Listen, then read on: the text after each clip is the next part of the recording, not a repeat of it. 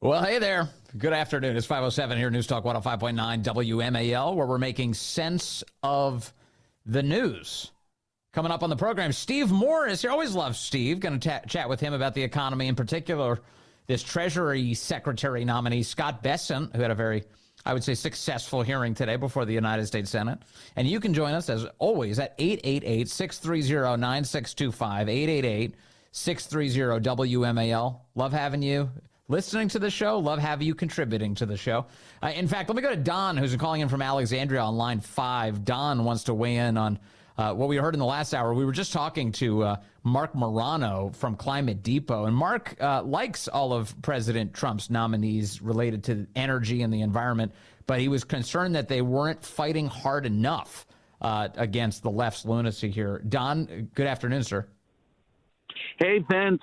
Yeah, fully agree with Mark Morano's sentiments that we've got to dispel this existential crisis, or calling climate change an existential crisis.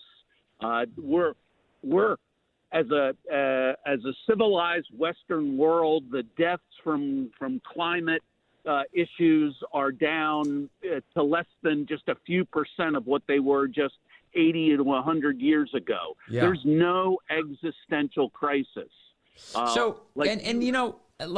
thing I want to bring up, Don, you make me think about this, like the left, they lie about everything. They lie about all the big picture stuff, everything, including the things that you can get your arms around, the stuff you can hold, the stuff you can see, the stuff that's in your pocket, your wallet. They lie about the state of the economy. They lie about the state of the border. They lie about international affairs. So why wouldn't they lie about the invisible threat that they keep telling you about? Yeah, whether it's a lie or not, I don't know, but there's nothing showing an existential crisis to Western civilization from a few degrees of climate here or there. We adjust, and the biggest thing we use to fight it is plenty of energy. And I was very pleased, of course, with all the nominees collectively on their positions on energy. We need to get on with baseload power, with more gas, with more nuclear. Solar and wind may have its place here and there, but those should be the priorities. Well, yeah. Yeah, I agree with you. I know you've been on this issue for a long time. We've talked so frequently. You've called in about this, especially nuclear. I can't agree more. And yeah, solar and wind. Yeah, if you want to set up some little backyard projects for yourself, a couple solar panels, and see how things go, have a ball. But when you're actually trying to energize a real economy, you need to do it the way that produces cheap, abundant energy. And that's all of the things you just mentioned. Thanks, Don. I always appreciate your call, sir. Thanks, Vince. Yeah, all right. There is Don. Let's see here. One more for you on this issue of the environment. Wally is calling in from Adamstown, Maryland. Wally, good afternoon, sir. Line 4. Hello, Wally. You're on the Vince Colonnade Show. Oh, Wally. All right. There he is.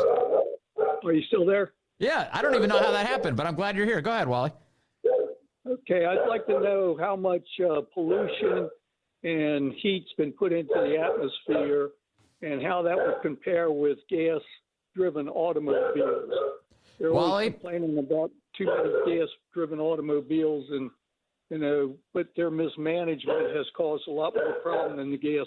Wally, something tells me that you are a great lover of nature and in particular animals. I don't know what it is, but I can just tell listening to you.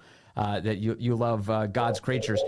You're exactly right. It's this idea that the left is doing great when it comes to pollution. Their mismanagement of California has turned it into a pollution disaster zone on top of it being just a regular disaster zone, Wally.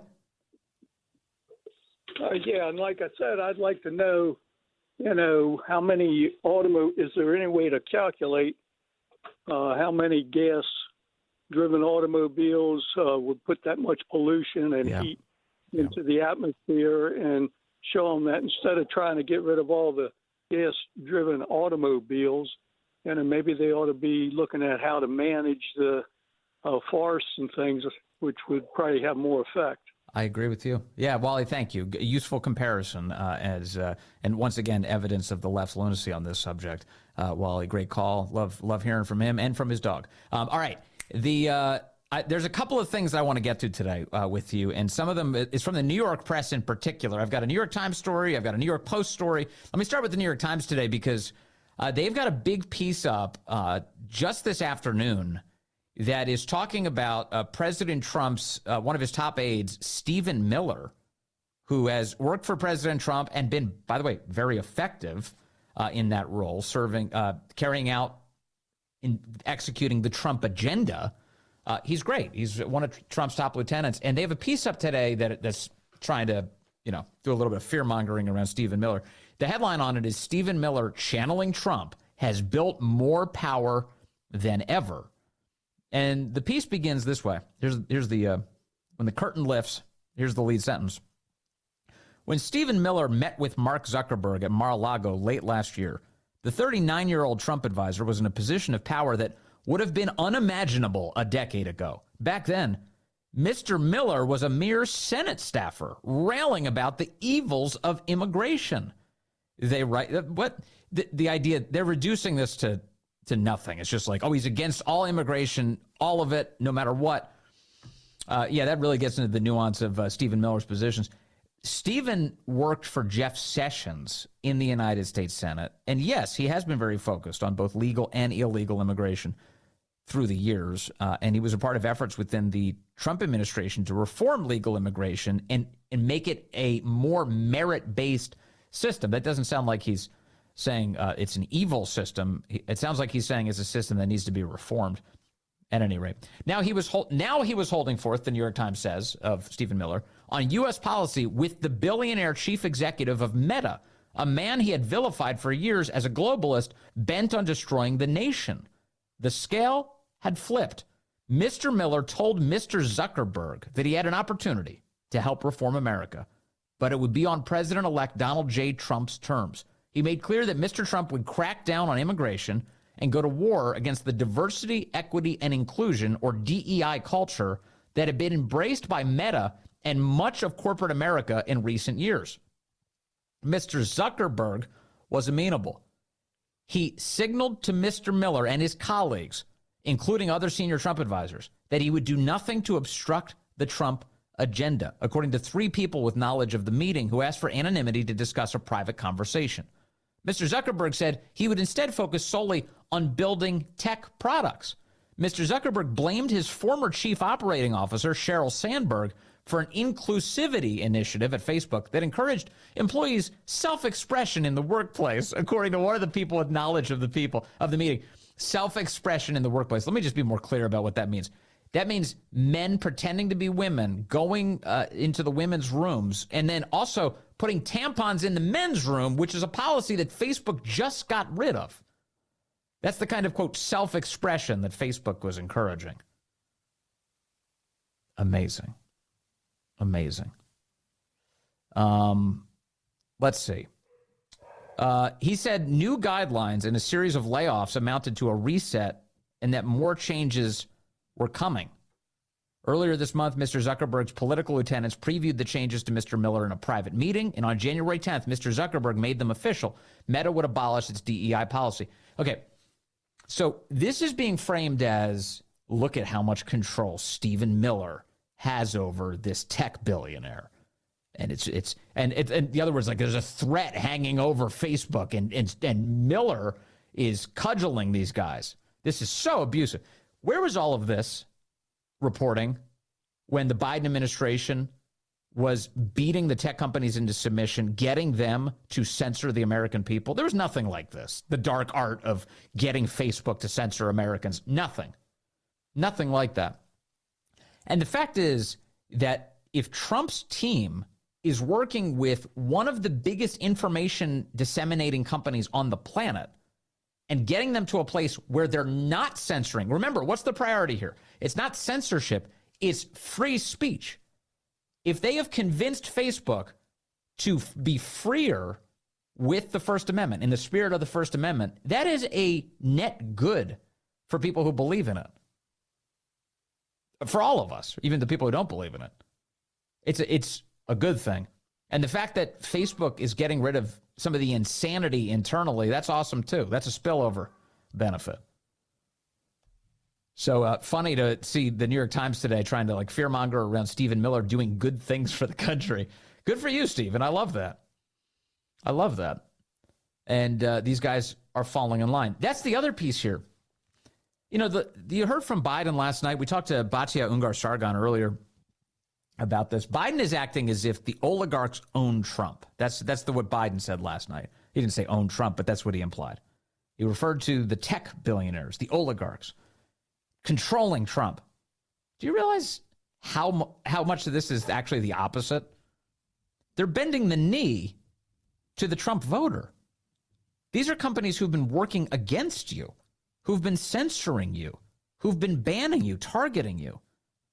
And instead, now, because of you and what you achieved in November, they're bending the knee and saying, okay, please don't hurt us. They're basically coming along and saying, we're sorry, we shouldn't have done that. We're on your side now. We're going to open up discourse. We're going to make it free speech. Free speech is going to be safe again. That is a victory. That's Trump controlling them in the end.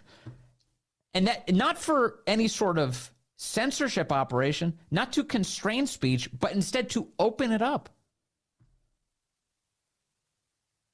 If the New York Times really believed in the sanctity of the First Amendment, they would be cheering this on rather than attacking it.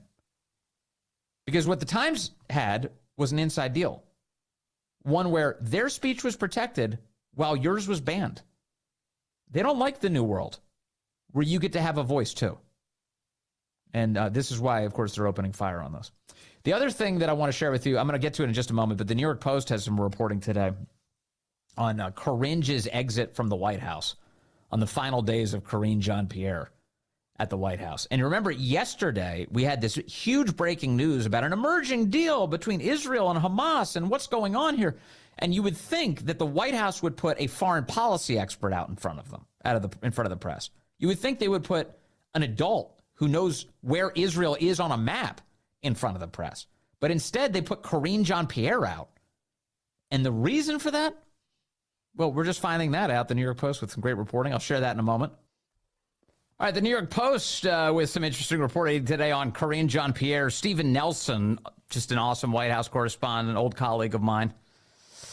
He says that Karine Jean Pierre left reporters fuming yesterday as she blocked a hostage deal expert from her final White House briefing because she wanted to hold a goodbye party. Oh, man. The press secretary's spotlight stealing forced the nation to wait an extra hour to actually learn any details of the American hostages being released, including their names, with Karine Jean Pierre herself providing no new information at her 306th and last briefing and referring to reporters to a National Security Council call that got underway after she left the stage. National Security Advisor Jake Sullivan had personally asked for his top spokesman, John Kirby, a former press secretary of both the Pentagon and State Department, to take the lectern moments after Biden announced the long-sought deal and cast it as a signature achievement of his team.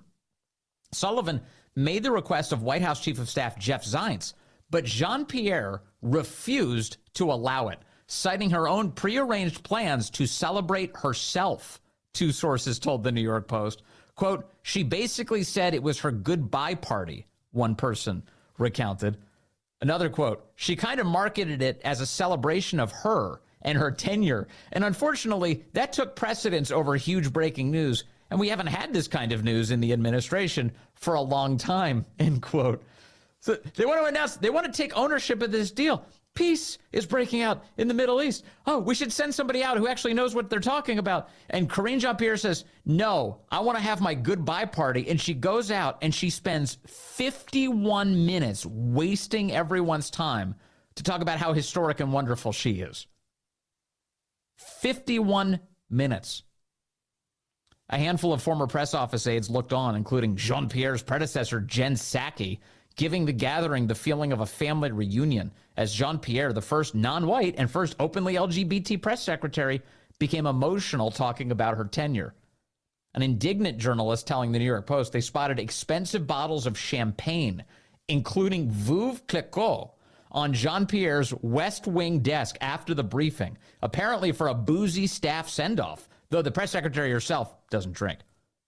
Quote, I thought at the last minute she would just break and say, okay, fine, Kirby can just come at the top and he can leave, and then I can wax poetic about my time here. And then I don't really even have to answer any questions and be grilled on anything, the first source said.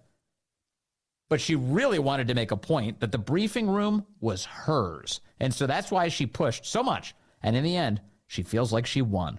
And I guess she kind of did. Isn't this a fitting end to the Biden administration? The most incompetent person at the White House, and there's a lot of competition for that,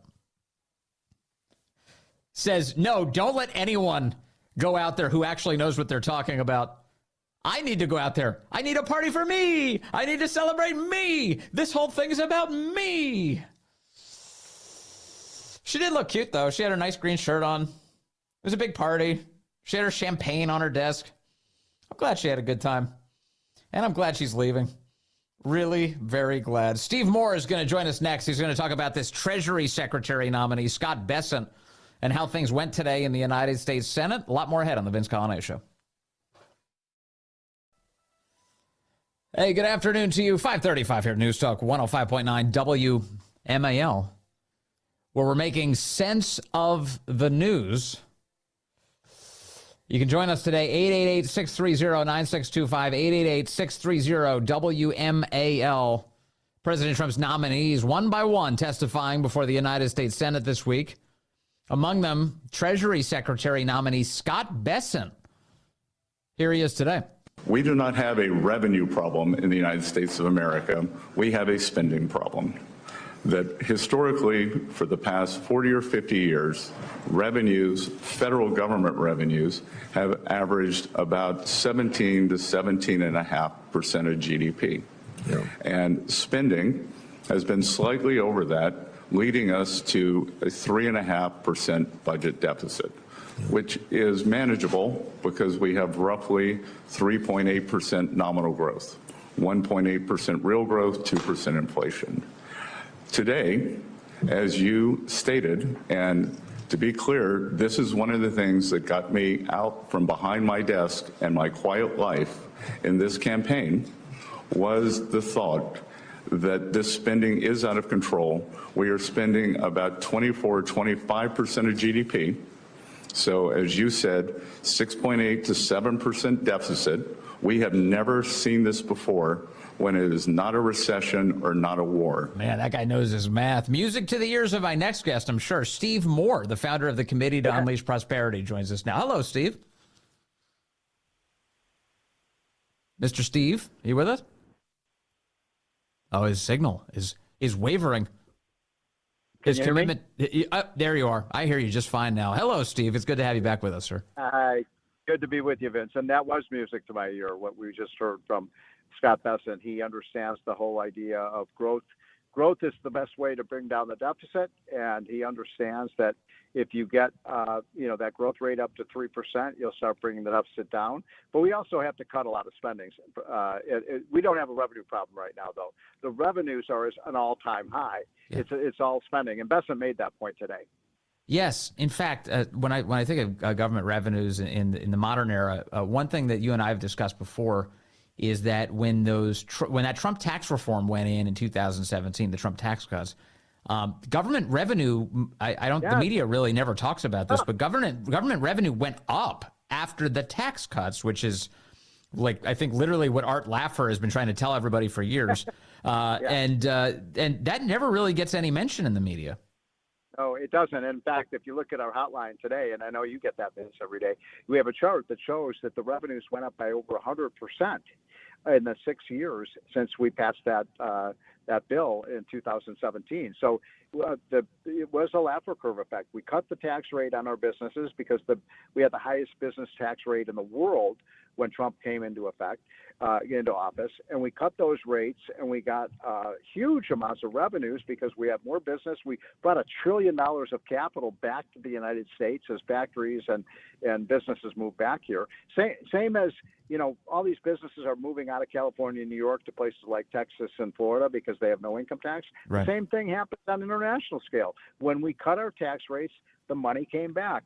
And what I think people have to understand, one of the most important things that Scott Bessent said today, and it was a reminder, that doing nothing is not an option. Because, Vince, if we do nothing, the average family is going to pay $3,000 a year more in income taxes. Yes, that's because the Trump tax cuts are set to expire. And this is, let me play. Here's Scott Bessent today saying this is critical in order to avoid what he says would be an economic calamity. This is the single most important economic issue of the day. This is pass-fail. That if we do not fix these tax cuts, if we do not renew and extend, then we will be facing an economic calamity. And as always, with financial instability, that falls on the middle and working class people. A lot of the Democrats I heard today, Steve Moore, they have very low IQ assessments of these Trump tax cuts. They say They say things like, oh, well, the rich don't deserve the tax cuts. They should pay higher taxes. But in the end, we just had an election about trying to bring prices down for the American consumer. And the way you do that is you cut their taxes and you don't elevate taxes on the people who produce the goods they buy. Well, exactly. Well put. You got an A in economics today, my friend. And in fact, what's so interesting about this is that it's happened every time. It happened under Reagan. It happened under JFK. It happened under Calvin Coolidge. Every time we have cut taxes, we've gotten more revenues. This Laffer curve is absolutely true. But don't forget also that you've got to do something about the spending. In just the last 3 months, Vince, the Congressional Budget Office just came out with their new report. They follow the revenues and the spending every month. And, the fiscal year 2025 started on October 1st. So we have the first 3 months of data. We have October, November, and December. And guess what? The deficit in those 3 months was up $200 billion from what it was the previous year in 2024, and 2024 was a record high deficit. So I'm sick and tired of hearing Joe Biden pontificate about how he rescued the economy and how he's leaving Trump with a great economy. No, he is not. We're going to have a huge, huge deficit this year thanks to Bidenomics, and we've got inflation coming back. Look at what's happening in commodity prices. The oil price hit $78 a barrel today. We're headed back to $3.50 a gallon gasoline unless we put in place Trump's pro-energy policies. Yeah, and just the impact on the American consumer and the American worker has been awful under Biden. They keep crowing about how great it is, but it's not. I mean, as you and I have discussed before, native-born Americans have actually lost jobs in the Biden economy, and people are poorer now than they were when Joe Biden took office. They are. There's no doubt about that. And by the way, that when I come on your show or do Fox or others and I say, 21% inflation under Biden, people start yelling at me. Your listeners yell at me, Vince, because they say, no, inflation is a lot higher than that because of things that you have to buy: gasoline, food, eggs. You have to pay your utility bills. You have to, fill up the gas station. And for most Americans, I don't know if you agree with this, Vince, but just anecdotally, people say my personal inflation is more like 25 or 30%. Yeah, no, inflation is sky high. You can see it. I mean, no matter whether at the grocery store or just in all of the payments, your healthcare payments, everything. It's just everything is exploded in costs, and it falls on the people who have the least amount of money to spend the hardest. So it's bad news, and that's why we're hoping for some answers here. Of course, one of the big lessons that we've learned, quite unfortunately, about how inflation works is that government spending that you were just referring to. Yeah. To what extent have you detected an appetite by President Trump to really tackle that issue?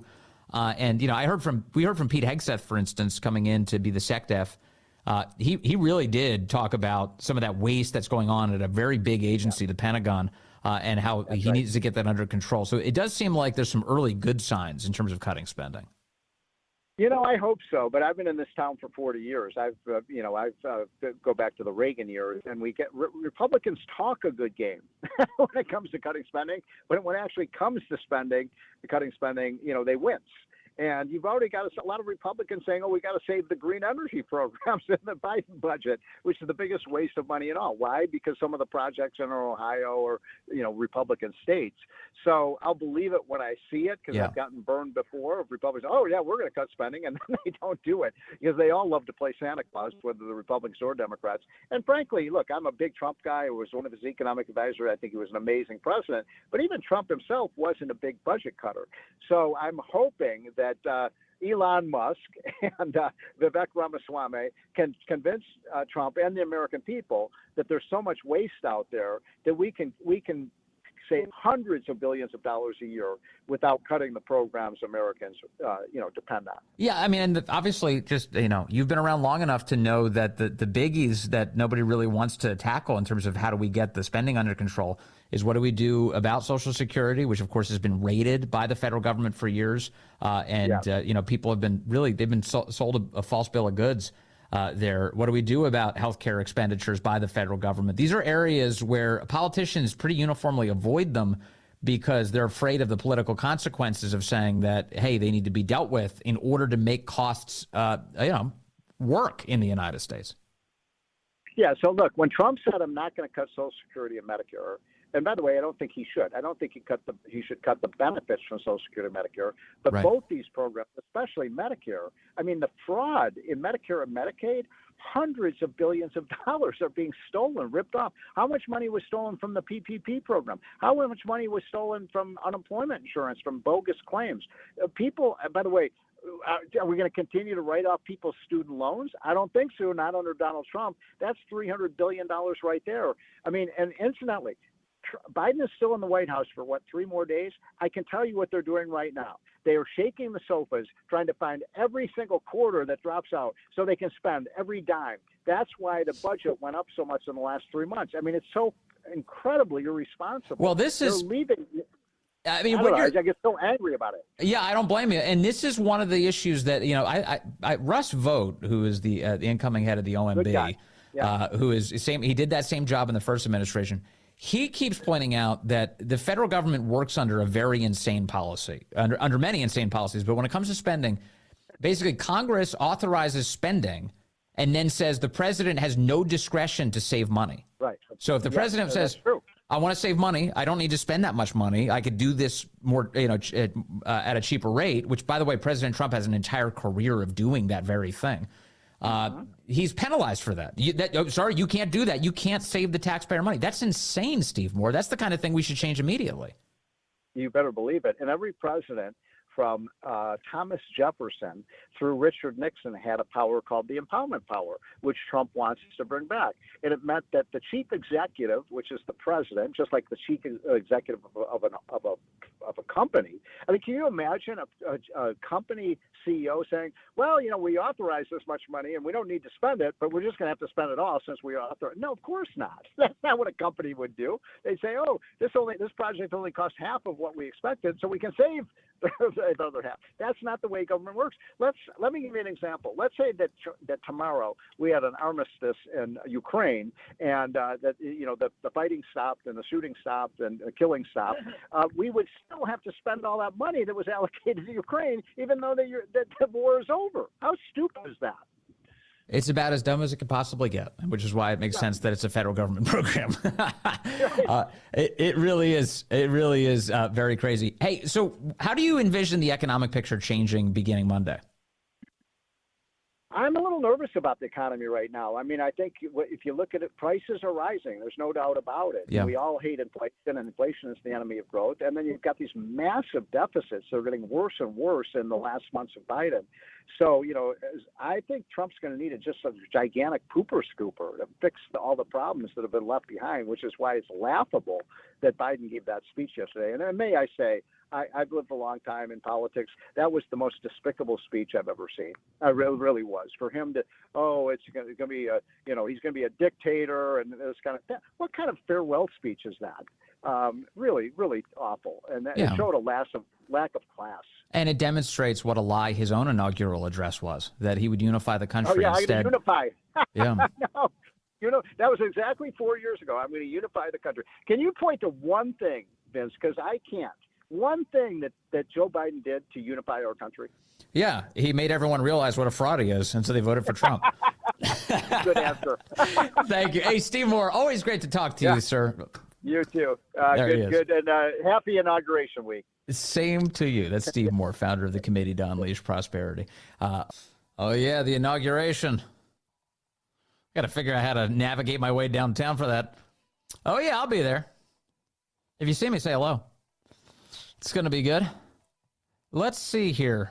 Oh, Kamala Harris today, because her job is a joke and she's a joke. Her final act is like putting graffiti on her desk. She had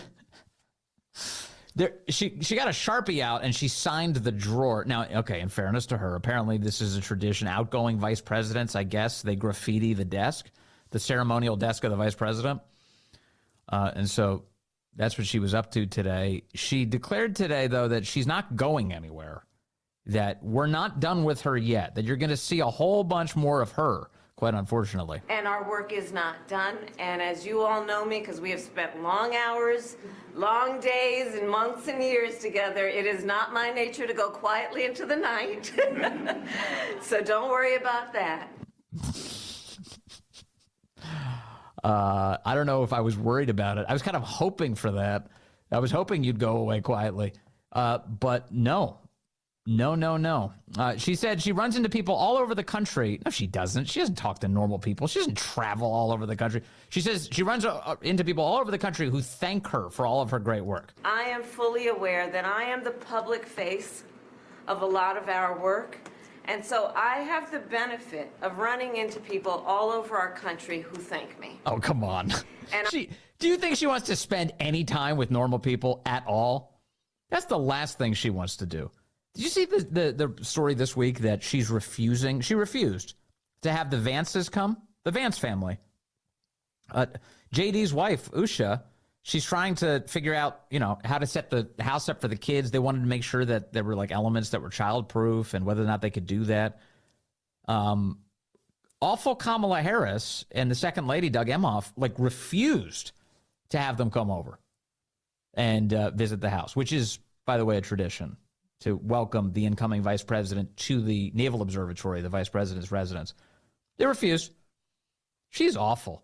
When they started the Biden administration, she was upset that she had to live in the luxurious accommodations of the Blair House across the street from the White House, where we normally house foreign dignitaries when they come to visit. It's a big deal. You stay in a really nice place. She was upset that there was a renovation going on at the Naval Observatory, and she had to live in these plush accommodations with a private chef and a private hair salon and somebody to wait on her every need. It's so stupid. And then the reports started leaking to the press that Kamala Harris was upset that she was living in Blair House. You think she cares what normal people think? You think she spends any time with them? Another one. Good riddance. Good riddance. How shell-shocked has she looked in every public appearance since the election? She looks miserable, and rightfully so. Coming up on this fine station, the great one, Mark Levin. Boy, that guy's got a lot to say, and he'll say it next on WMAL. Can't wait to hear it.